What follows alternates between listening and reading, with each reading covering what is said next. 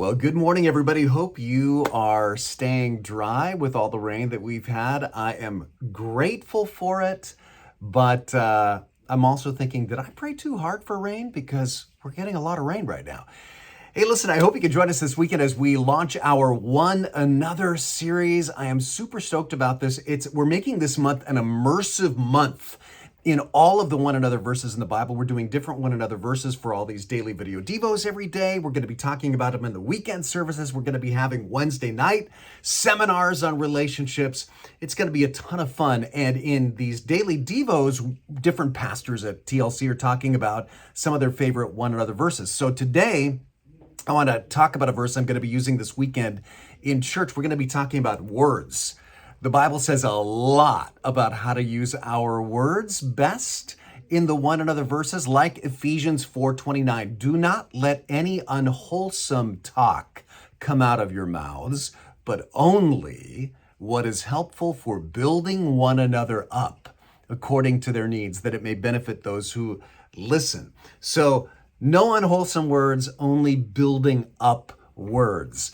There's a verse in Proverbs related to that I'm going to use this weekend too that I just love. Proverbs 25:11. A word aptly spoken is like apples of gold in settings of silver. I love that word apt.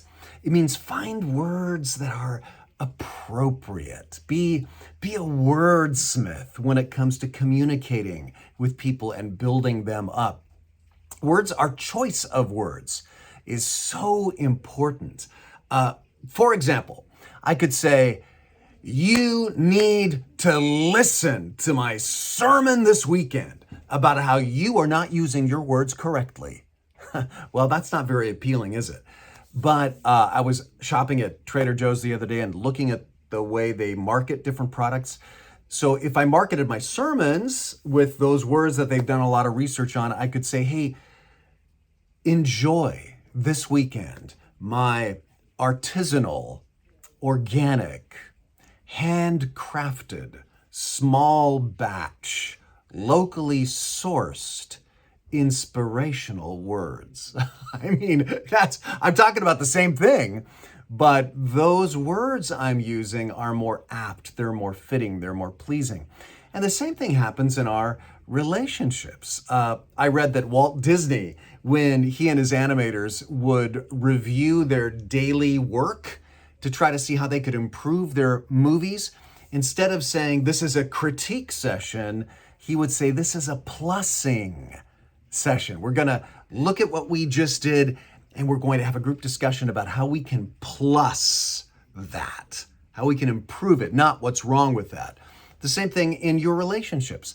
Instead of saying, you know something you do that's driving me crazy, say, hey, here's something we can do to plus our relationship. As you speak to one another, do so with apt words that build one another up. Hope you can make it this weekend, Saturday at 6, Sunday at 9 and 11. We're going to be talking a lot more about that with our artisanal, handcrafted, locally sourced church services. I'm looking forward to seeing you there.